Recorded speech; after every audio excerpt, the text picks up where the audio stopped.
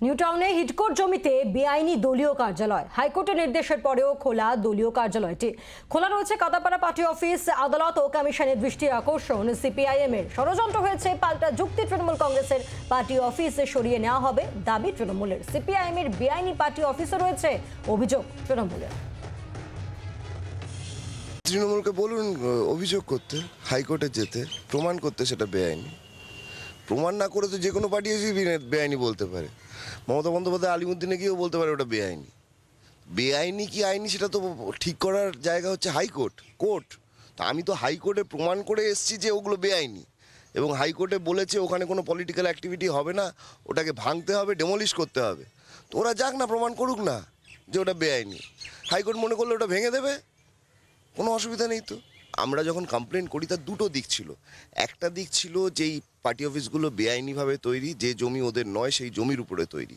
দ্বিতীয় দিক ছিল পুরোটাই রাজনৈতিক। সেটা হচ্ছে যে পঞ্চায়েত নির্বাচন যখন নিউটাউনে হয়, আপনারা জানেন যে নিউটাউন ঘিরে একেবারে ভোট লুট হয়েছিল, এবং সেই ভোট লুটের যে মাস্টার প্ল্যান, যে ব্লু প্রিন্ট, সেই ব্লু প্রিন্ট এই বিভিন্ন পার্টি অফিসগুলো থেকেই বসে সেগুলো করা হয়েছিল, এবং ব্যাপক অংশের বহিরাগতদের সেখানে জমায়েত করা হয়েছিল। এবং সেই জায়গা থেকেই শিক্ষা নিয়ে আমরা ক্যালকাটা হাইকোর্টের কাছে যাই, এটা বলি যে এই পার্টি অফিসগুলো বেআইনি, এবং ভোটের আগে, লোকসভা ভোটের আগে এই পার্টি অফিসগুলো যদি অপারেশনাল থাকে তাহলে নিউটাউন শহরের সাধারণ মানুষের ভোট দেওয়ার ক্ষেত্রে দাঁড়িয়ে এটা একটা বড় সমস্যা হতে পারে। এই দুটো আঙ্গিকে আমরা কেস করি, এবং সেই কেসে আমরা ডেমলিশনের অর্ডার পেয়েছি। কিন্তু তার আগেই এই পার্টি অফিসগুলো যাতে বন্ধ থাকে, এই পার্টি অফিসগুলো থেকে যাতে কোনো রাজনৈতিক কাজ না হয়, সে কথা কিন্তু প্রথম শুনানির দিনই অমৃতা সিনহা বলে দিয়েছিলেন। আমি আজকে বলছি, যখন পার্টি অফিস বন্ধ রাখার কথা রয়েছে তাহলে পার্টি অফিসগুলো খোলা থাকছে কি করে? আরও প্রশ্ন করতে পারছি, এই পার্টি অফিসগুলোতে এসি লাগানো যদি বেআইনি পার্টি অফিস হয়, যদি পার্টি অফিসগুলোতে কোনো আইনি জায়গা না থাকে, তাহলে এসি চলার ইলেকট্রিসিটি কোথা থেকে আসছে? এনকেডিকে তো উত্তর দিতে হবে। এত ইলেকট্রিসিটি এক্সেস আছে নাকি? কোথা থেকে হুক করছে? এ তো যে কোনো জায়গায় একটা প্ল্যান সিটিতে অঘটন ঘটে যেতে পারে। এটা আমাদের অনেক দিনের পার্টি অফিস। হ্যাঁ, এটা আমরা এই জন্য অস্থায়ী করেছি। টিনের দেখুন পার্টি অফিসটা, আমাদের কিন্তু কোনো কনস্ট্রাকশন নেই, কিন্তু ওদেরটা, বিরোধীদেরটা কিন্তু কনস্ট্রাকশন করা, পাকা পাকা, যেটা আর কি ডেমোলিশন করতে অনেক বিষয় লাগে। কিন্তু আমরা এটা তুলে নেবো, তুলে আমরা আমাদের জায়গায় ওখানে কোনো একটা জায়গায় করে নেবো। কিন্তু এটা যেহেতু হাইকোর্ট অর্ডার হয়েছে, সে হিডকো নোটিশ দিয়ে গেছে, আমরা এটা 15 দিন মধ্যে খুলে নেবো।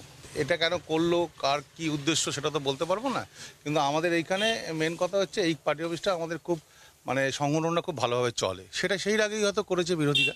পার্টি অফিস ডেমোলিশন করাটা এটা রাজনীতি না ম্যাডাম। যার যা সংগঠন আছে সংগঠনটাকে তৈরি করতে হবে। তাদের সংগঠন নেই, তারা কি করবে? এইসবই করবে। যাদের সংগঠন নেই তারা এই ছাড়া তো কোনো উপায় নেই। আমাদের সংগঠন আছে, আমরা এইসব নোংরা খেলা খেলতে পছন্দ না। ক্যানেলের সামনে আপনারা সিপিএম এর পার্টি অফিস আছে, যেটা প্রায় 2 তলা করা। কারা কেস করেছে জানি না, কিন্তু এইটা আমাদের একটা মোরাল ডাউন করার জন্য এটা করেছে।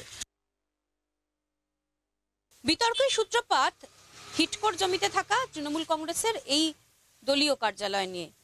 তৃণমূল কংগ্রেসের যে দলীয় কার্যালয়, যেখানে আমি এই মুহূর্তে দাঁড়িয়ে রয়েছি, গতকালই কলকাতা হাইকোর্টের তরফ থেকে অমৃতা সিনহা তিনি নির্দেশ দিয়েছেন এই পার্টি অফিস বেআইনিভাবে রয়েছে এবং এই পার্টি অফিস ভেঙে দিতে হবে। কিন্তু শাসক দলের পাল্টা অভিযোগ যে শুধুমাত্র তাদের দলের কার্যালয় রয়েছে এমনটা নয়, এই অঞ্চলে রাজ্য সরকারি জমি, ক্যানেলের জমির ওপর রয়েছে বিরোধী রাজনৈতিক দলের অনেকগুলি কার্যালয়ও। সেই কার্যালয়গুলো নিয়ে কি চিন্তা ভাবনা করা হচ্ছে সেই প্রশ্ন তুলেই সরব হচ্ছেন তারা। জি 24 ঘন্টার জন্য ক্যামেরায় মিন্টু পাশিকের সঙ্গে মৌমিতা চক্রবর্তী, নিউটাউন। বাংলার আওয়াজ, বাঙালির আবেগ, জি 24 ঘন্টা।